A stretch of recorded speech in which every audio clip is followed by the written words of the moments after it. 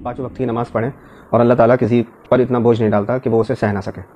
ابھی کبھی بھی پریشانی ہو تو آپ بیٹھ کے پڑھ لیں، لیٹ کے پڑھ لیں، نماز پڑھیں، لیکن نماز نہ چھوڑیں بالکل بھی۔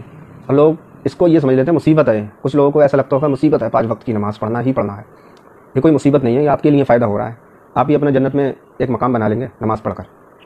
اللہ کو کوئی ضرورت نہیں ہے آپ کی نمازوں کی، آپ کو خود ضرورت ہے آپ کی اپنی عبادتوں کی۔ اللہ کو کیا ہے، اللہ تو بے پرواہ ہے بالکل۔ اللہ نے دماغ دیا ہے اچھا کام کرنے کا، برا کام۔ السلام علیکم ورحمۃ اللہ وبرکاتہ۔ آج جو ویڈیو ہے اس سے آپ کو کئی چیز کی معلومات ہونے والی ہے، اور بہت سی چیزیں ہوتی ہیں جو انسان کو پتہ نہیں ہوتی ہیں، تو وہ میں نے آج سوچا اس کے اوپر ویڈیو بناؤں۔ تو قرآن میں ایک آیت ہے کہ اللہ تعالیٰ فرماتا ہے بسم اللہ الرحمن الرحیم لا یکلف اللہ نفسا الا وسعها۔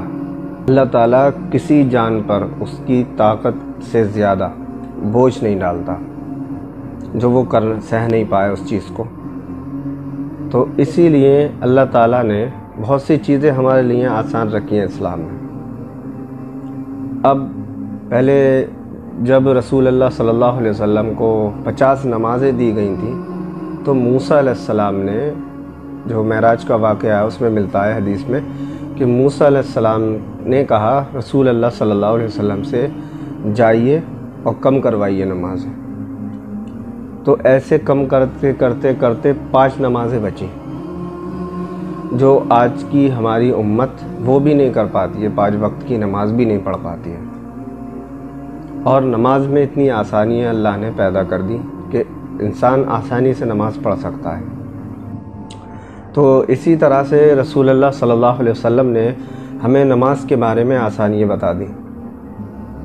رسول اللہ صلی اللہ علیہ وسلم نے فرمایا اگر کھڑے ہونے کی طاقت نہیں ہے تو بیٹھ کر نماز پڑھو، اگر بیٹھ نہیں سکتے تو لیٹ کر نماز پڑھو، اور کیا آسانی ہوگی اس سے زیادہ۔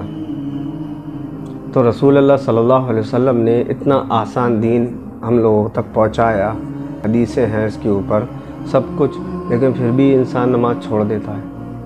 نماز کو بہت ہلکی چیز سمجھتا ہے انسان، جبکہ نماز کا چھوڑ دینا شرک کے بعد سب سے بڑا گناہ ہے، نماز کا چھوڑ دینا۔ بہت سی چیزیں ہوتی ہیں جس میں انسان کو ٹائم نہیں ملتا ہے یا کچھ نہیں ملتا ہے، اس میں بھی نماز اس کے اوپر فرض ہے۔ یہ نہیں ہے کہ مجھے ٹائم نہیں مل رہا ہے تو میں نہ پڑھوں۔ اب جو دوسری حدیث ہے اس میں یہ آتا ہے کہ محمد صلی اللہ علیہ وسلم فرماتے ہیں کہ کھڑے ہو کر زیادہ ثواب ملتا ہے بیٹھنے کے مقابلے میں۔ اب میں نے کچھ مسجدوں میں دیکھا ہے جو بالکل صحیح لوگ ہوتے ہیں وہ نفل بیٹھ کے ہی پڑھتے ہیں۔ یہ بھی ایک طریقہ بنا لیا ہے کہ نفل بیٹھ کے پڑھنا ہے۔ جب کم ثواب مل رہا ہے تو کھڑے ہو کر پڑھیں نا، کھڑے ہونے کے مقابلے میں بیٹھ کر کم ثواب ملتا ہے نا۔ تو جو کھڑے ہو کر نماز پڑھ رہا ہے اس کو زیادہ ثواب ہے، اور جو بیٹھ کر پڑھ رہا ہے اس کو کم ہے، اور جو لیٹ کر پڑھ رہا ہے اس کو اس سے بھی کم ہے۔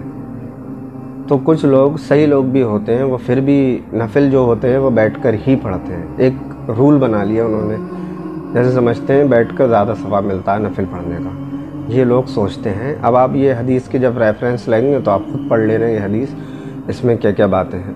رسول اللہ صلی اللہ علیہ وسلم نے یہ فرمایا تھا کہ آدھا ثواب ملتا ہے۔ تو ایک دفعہ ہوا کیا، ایک صحابی تھے تو وہ رسول اللہ صلی اللہ علیہ وسلم کے پاس آئے۔ رسول اللہ صلی اللہ علیہ وسلم بیٹھ کر نماز پڑھ رہے تھے، تو رسول اللہ صلی اللہ علیہ وسلم کا انہوں نے ماتھا چھو کے دیکھا۔ تو رسول اللہ صلی اللہ علیہ وسلم نماز پڑھ چکے تھے، تو پوچھا کہ کیا ہوا، یہ ماتھا کیوں چھوا؟ تو فرمایا یا رسول اللہ آپ نے ہی ہم سے فرمایا تھا کہ بیٹھ کر نماز پڑھنے سے ثواب کم ملتا ہے، تو آپ بھی بیٹھ کر نماز پڑھ رہے ہیں۔ تو رسول اللہ صلی اللہ علیہ وسلم نے فرمایا کہ مجھے پورا ثواب ملتا ہے، میں لوگوں سے الگ ہوں، لیکن رسول اللہ صلی اللہ علیہ وسلم ہمارے طرح ہے ہی نہیں۔ یہ تو واقعی میں حدیثوں میں مل جاتا ہے۔ اب کوئی اگر وہاں پہ کوئی ایسا انسان ہو تو وہ کہتا آپ تو ہماری طرح ہیں، ایسا کچھ بھی نہیں ہے۔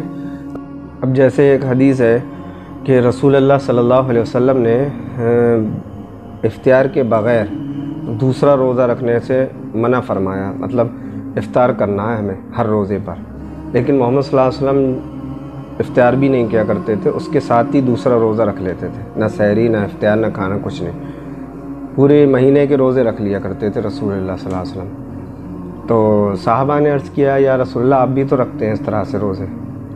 تو رسول اللہ صلی اللہ علیہ وسلم نے فرمایا تم میں سے کون ہے جو میری طرح ہے؟ اللہ تعالیٰ مجھے کھاتا ہے، کھلاتا ہے اور پلاتا ہے۔ اب سوچ ہے رسول اللہ صلی اللہ علیہ وسلم خود فرما رہے ہیں تم میں سے کون ہے جو میری طرح ہے؟ کس سے فرما رہے ہیں؟ صحابہ اکرام سے۔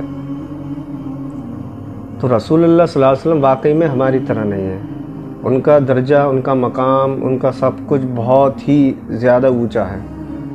تو رسول اللہ صلی اللہ علیہ وسلم نے کیا فرمایا کہ کون ہے تم میں سے جو میری طرح ہے؟ تو صحابہ نے کوئی بھی کھڑے ہو کے نہیں کہا کہ یا رسول اللہ قل انما انا بشر مثلکم، نہیں کہا۔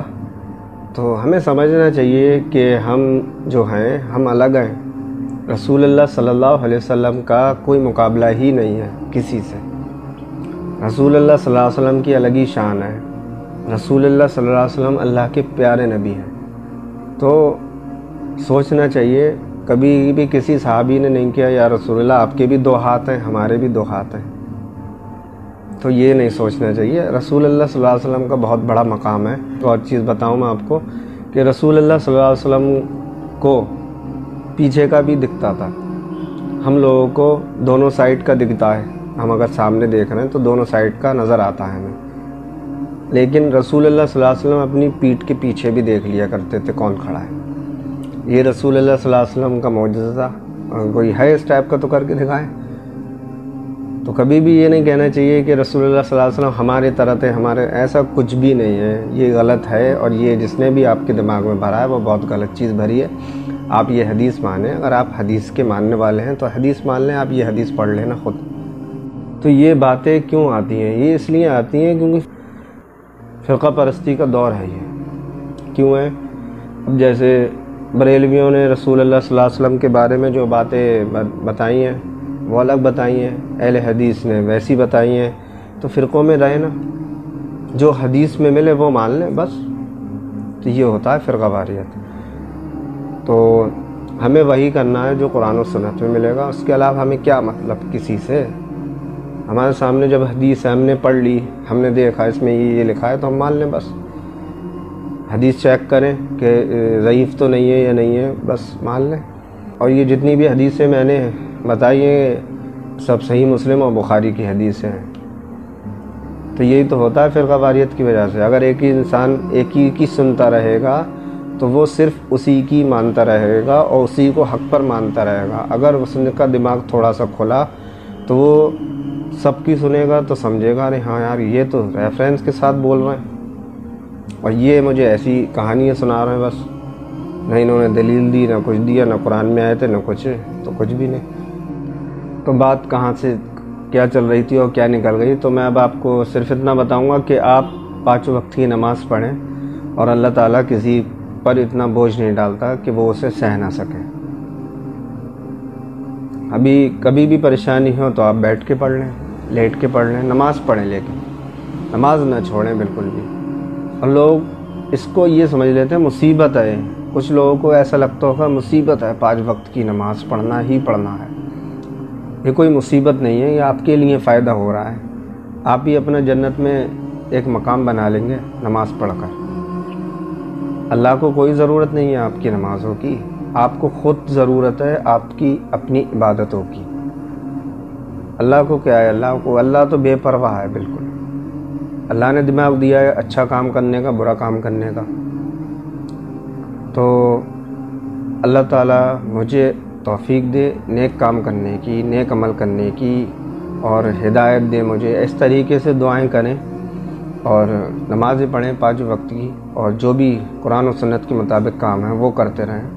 انشاءاللہ آپ جنتی ہو جائیں گے، تو اس میں آپ کا ہی فائدہ ہوا۔ تو دعا کریں اللہ تعالیٰ ہم سب کو توفیق دے عمل کرنے کی، ہر بات پر، ہر قرآن و سنت کی بات پر اللہ تعالیٰ مجھے بھی توفیق دے۔ السلام علیکم ورحمۃ اللہ وبرکاتہ۔